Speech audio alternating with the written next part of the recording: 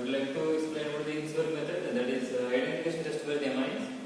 So first method is the Hinsberg method. In this case, the reagent we used for the identification of primary amine, secondary amine, and tertiary amine. This is the primary amine because it contains only one alkyl group. It is the secondary amine, it contains two alkyl groups, and it is the tertiary amine, it contains three alkyl groups. This reagent we are treating with the primary amine, secondary amine, and tertiary amine. This is called as benzene sulfonyl chloride. Benzene sulfonyl chloride.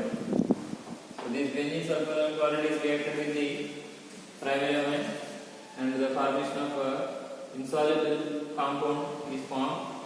Insoluble precipitate is formed. Upon treatment, this compound with the sodium hydroxide base, we are producing a clear solution. After further acidification, again we are getting the insoluble compound in water. So first of all, benzene sulfonyl chloride with primary amine, formation of insoluble compound takes place. Upon treatment with the sodium hydroxide, we are getting a clear solution. Again, if this solution is acidified with the acids, acidification with the acids like H2SO4 and HCl, again this clear solution is converted into insoluble compound. If the compound is converted, like after acidification with the compound, this clear solution is converted into insoluble compound, that is a primary amine. So next is the same benzene sulfonyl chloride is treated with the secondary amine, and in this case again we are getting the same compound, that is insoluble compound, insoluble precipitate is formed, and this is after further treatment with the sodium hydroxide. There is no reaction takes place because there is no acidic hydrogens are there. In case of here, this acidic hydrogen is reacted with the sodium hydroxide, and this OH minus is reacted with the H, eliminated as a water molecule, and that is not happened in case of secondary amines because there is no hydrogen atom. Only one hydrogen atom is there in case of secondary amine. That hydrogen is eliminated with the help of chlorine, and there is no further hydrogen atom is there to react with the sodium hydroxide. But in this case we have the two hydrogens. One hydrogen is reacted with the chlorine and another hydrogen is reacted with sodium hydroxide. But here only we have one hydrogen atom. So that's why there is no further reaction take place if you add sodium hydroxide. And next one is the same benzene sulfonyl chloride reacted with the tertiary amine. There is no reaction because there is no H plus ions to react. And but if we react this molecule, this is a insoluble compound is formed. Benzene sulfonyl chloride reacted with the tertiary amine, we are getting insoluble compound. But this compound is reacted with the sodium hydroxide, clear solution will take place. We will see the mechanism how these precipitates are formed.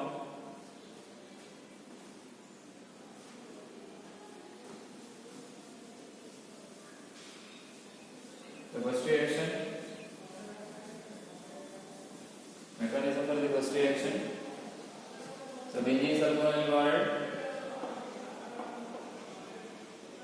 mechanism, benzene sulfonyl chloride, and here the oxygen is more electronegative, then oxygen is the pi electron acceptor oxygen, and oxygen is accepting the pi electron. This is sigma bond, another one is pi bond, and these pi electrons are taken by the oxygen atom, and oxygen is getting negative charge. Oxygen is getting negative charge, but sulfur is getting positive charge. At that time, sulfur is getting positive charge. At that time, our primary amine nitrogen contain lone pair of electrons. With these lone pair of electrons, they are reacted with the sulfur.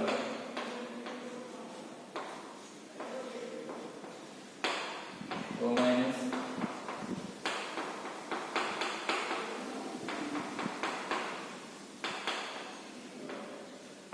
So now what happened here? Sulfur, the chlorine atom is eliminated. And this pair of electrons are again shifted from here to here. When this pair of electrons again the pi electrons,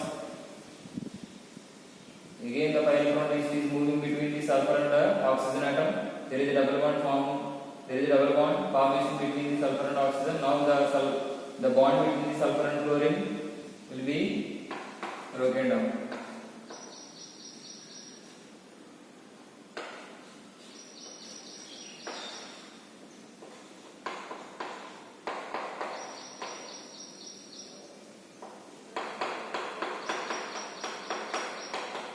And here one more thing happened. The nitrogen has positive charge, so one of the hydrogen is eliminated. The bond between the nitrogen and hydrogen is broken down because nitrogen utilizes its lone pair of electrons to make a bond with the sulfur. Now what happened here? Nitrogen is somewhat more electronegative than the hydrogen atom. The bond between the nitrogen and the hydrogen is being broken down.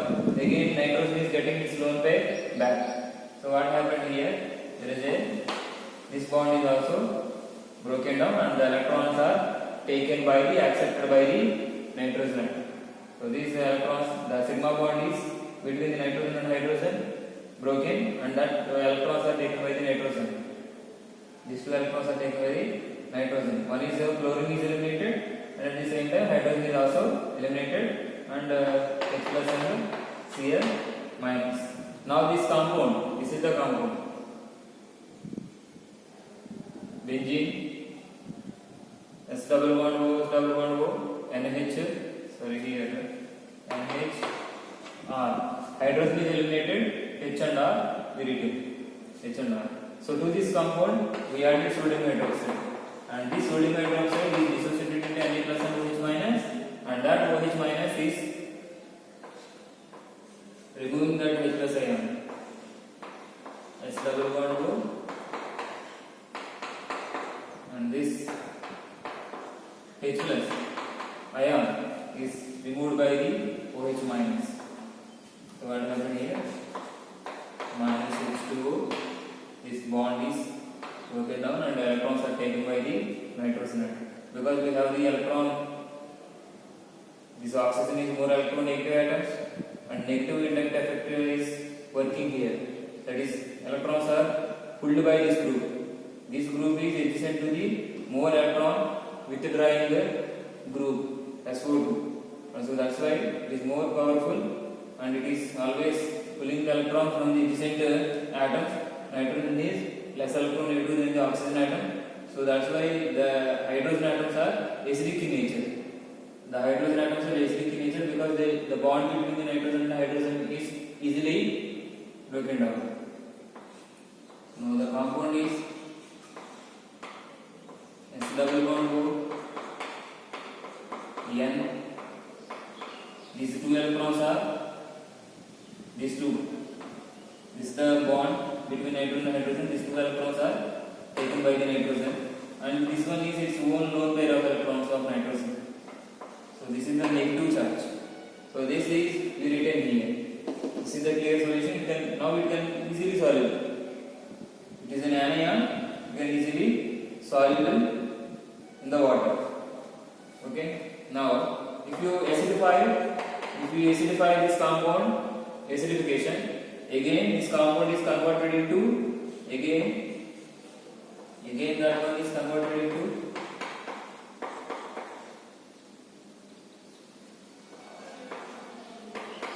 NH R. Again this hydrogen acidification. Upon acidification, we acidified with acid. Acidification, and that is acidification. H plus attached to the nitrogen atom. Again we get the same compound. This compound, this one, and this one. Again insoluble compound is formed. So this is the mechanism of primary amine when reacted with the benzene sulfonide chloride.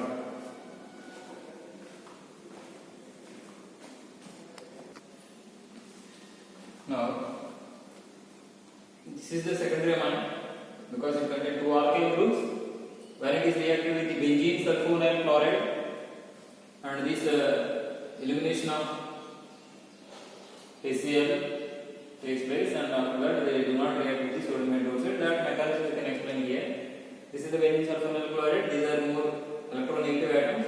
The pi electron acceptor, oxygen is accepting this pi electron, and oxygen is getting this pi electron's density is moving over the oxygen. Oxygen is getting a negative charge. Now, so at that time, sulfur is getting the positive charge. Now this amine is reacted with the sulfur, because with this lone pair we already explained nitrogen. The amines also acts as a nucleophiles. So that's why here this nucleophile will attach to this is the negative. It acts as a negative ion. Even though there is no excess amount of electrons on nitrogen atom, but it acts as a nucleophile, and this nitrogen atom utilizes this lone pair electron and reacts with the sulfur, because the pi electron density is moving over the oxygen atom. Sulfur is somewhat getting a partial positive charge.